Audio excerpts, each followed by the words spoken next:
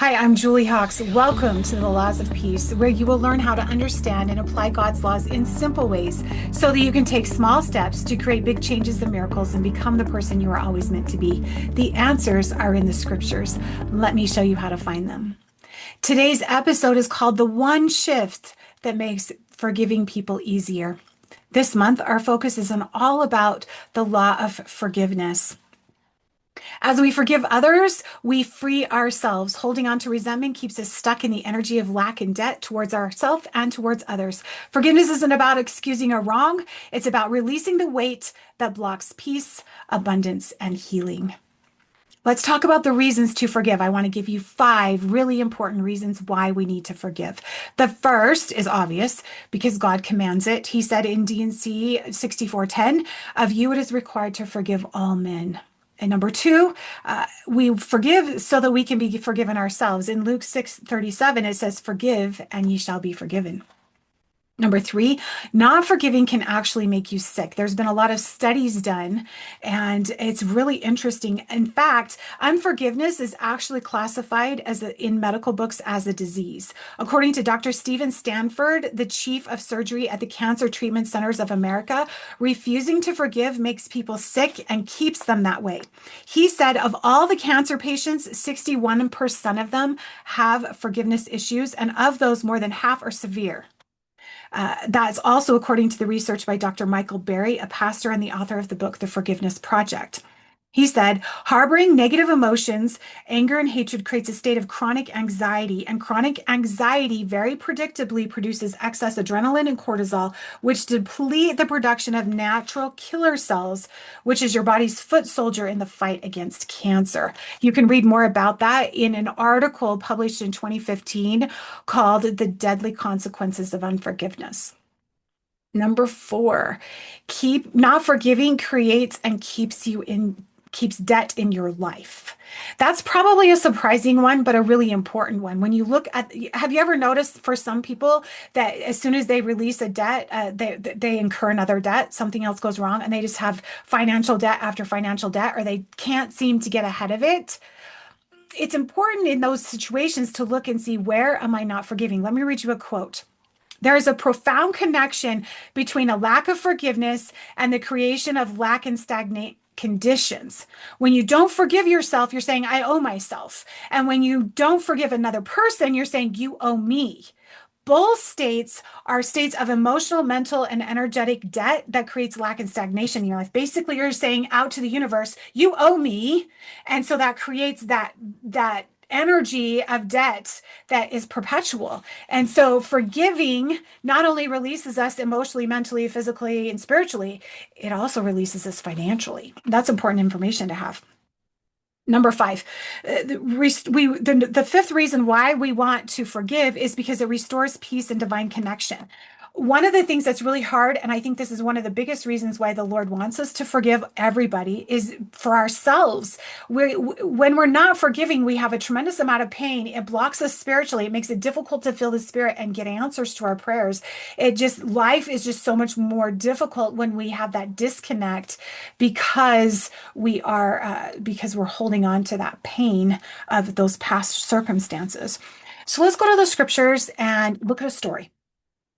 One of the things that I absolutely love about the scriptures is we get to see real families. So many times we show up to church and we see all these families lined up on the bench and they just look perfect and everything seems perfect. And we make this assumption that other people's families don't have the same challenges that our families have, when in reality, every family has challenges and difficulties and pain and sorrow and all of the things. And the scriptures illustrate that so well. We are going to drop into the scriptures and we are going to read about a really dysfunctional family. This is in Genesis, and this is the story of Jacob and Esau. And as a quick review, Jacob and Esau were twins. In fact, they fought in the womb. If you go back and read in Genesis 25, you can see that they were actually fighting in the womb. And their mother's like, what the heck is going on here? So they're born, and Esau's the older twin. Jacob is the younger twin. And because Esau is the older twin, he gets the birthright. However, in a moment of weakness, he sells his birthright for a mess of pottage. And then this story gets even more complex and dramatic. Isaac is their dad, Rebecca is their mom, and Rebecca grabs Jacob, and together they decide they are going to deceive Isaac into giving Jacob the birthright blessing. And Esau's very hairy. In fact, his name means hairy. He's like this really hairy guy. And so Isaac is old and blind and sort of deaf. And so Rebecca tells my words work. Rebecca tells Jacob to get some goat skin and lay it on his arms so he's super hairy, so that when Isaac feels him, he's like, "Ooh, yeah, this is Esau, your hairy arms." And so that's exactly what they do. And Isaac gives Jacob the blessing. And we're going to catch up with the story with Esau's response. In Genesis chapter 27, starting in verse 34, I want you to listen for how Esau might be feeling. It says, "And when Esau heard the words of his father, he cried with a great and exceedingly bitter cry, and said unto his father, Bless me, even me also, O my father. And he said, Is not he rightly named Jacob?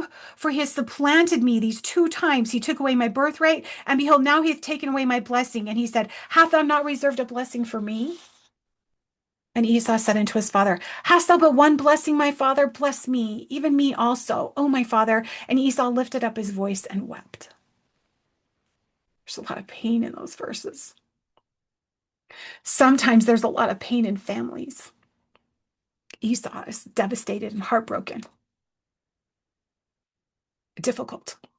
The challenge, though, is that what Esau decides to do with that pain. He decides that as soon as Isaac is dead, he is going to kill Jacob.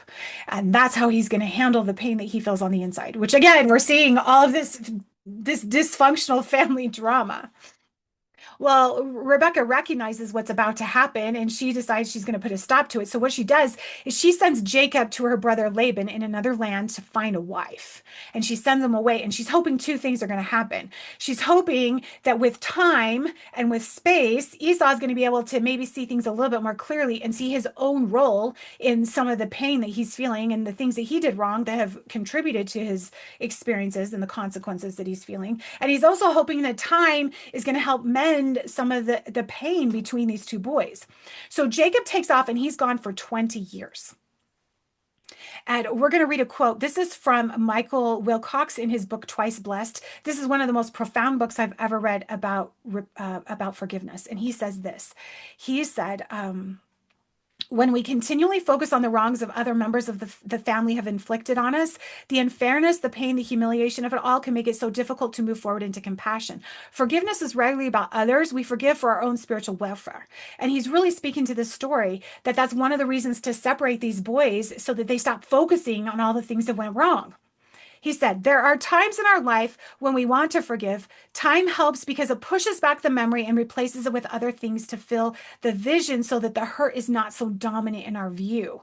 We push the pain back with good memories. This force, however, will not work if we continually dwell on the injury instead of the positive things that separate where we are now and what happened in the past. We can make the past a perpetual present if we are not careful. Again, that's Michael Wilcox. So the issue is our focus. If we're constantly rehashing and telling everybody about what happened to us and what went wrong and how somebody hurt us, and we relive the pain over and over and over and over again, that makes it more difficult to let it go. And it also turns us into victims where we lose our power to make changes and heal. And so it's important that we shift our focus. In fact, I want to share a quote, one of my favorite quotes from a man named Elder Massimo De Feo. He gave a talk in April 2018, and he said this. He said, if you are struggling to find strength to forgive, don't think of what others have done to you, but think of what the Savior has done for you, and you will find peace in the redemptive blessings of the atonement. We need to change our focus. Let's go back to the story of Jacob and Esau. 20 years pass. Jacob decides he wants to come home. He wants to come home to his family. He wants to come home to the place that he loves. And so he prays and he asks the Lord to protect him from Esau and to soften Esau's heart. Now, remember, he hasn't talked to Esau for 20 years. And so he has no idea what Esau's feelings are or how Esau's doing or any of that. He assumes that Esau still wants to kill him. So he sends his servants in advance of him to let Esau know that he is coming. And he does. Go talk to Esau in verse 4 of chapter 32. It says, go talk to Esau and You shall speak to my lord Esau and let him know that I'm coming home. And verse 5, it says, and I have ox and ass and flocks and men servants and women servants, and I have sent to tell my Lord that I may find grace in his sight. He's like, I am bringing you gifts. I am coming home. And the messengers returned to Jacob, saying, we came to thy brother Esau, and also he cometh to meet thee with 400 men. I want you to picture the scene. So Jacob's coming back. And he sent advanced warning that he's coming in hopes that Esau's heart is softening. And Esau's coming. And he's bringing 400 people with him, and they're about to meet in the middle.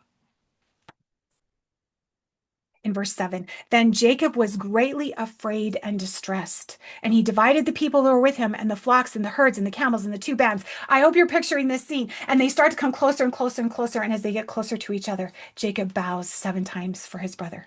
He bowed himself to the ground 7 times until he came near to his brother. And Esau ran to meet him and embraced him and fell on his neck and kissed him, and they wept. What a beautiful story of forgiveness and redemption. And then Jacob, of course, says, look, I brought you all these presents. I brought you manservants and maidservants and all these animals. And in verse 9, this is what Esau says to Jacob. He says, I have enough, my brother. Keep what thou hast unto thyself. He calls him his brother. One of the things I love most about the Savior is his ability to heal and mend family relationships. It requires effort on our part. And one of those, that shift that's going to make this all easier is when we shift our focus away from the things that were done wrong and the pain, and instead to our Savior Jesus Christ and his ability and his power to heal, his ability to save, his ability to fix the impossible. My invitation to you today is to consider your focus. Where are you focused? What are you focused on? And then also to consider a change in that focus. Thank you so much for being here with me today. If you have loved this podcast, will you please share it with somebody else who might enjoy it? Again, thank you for being here.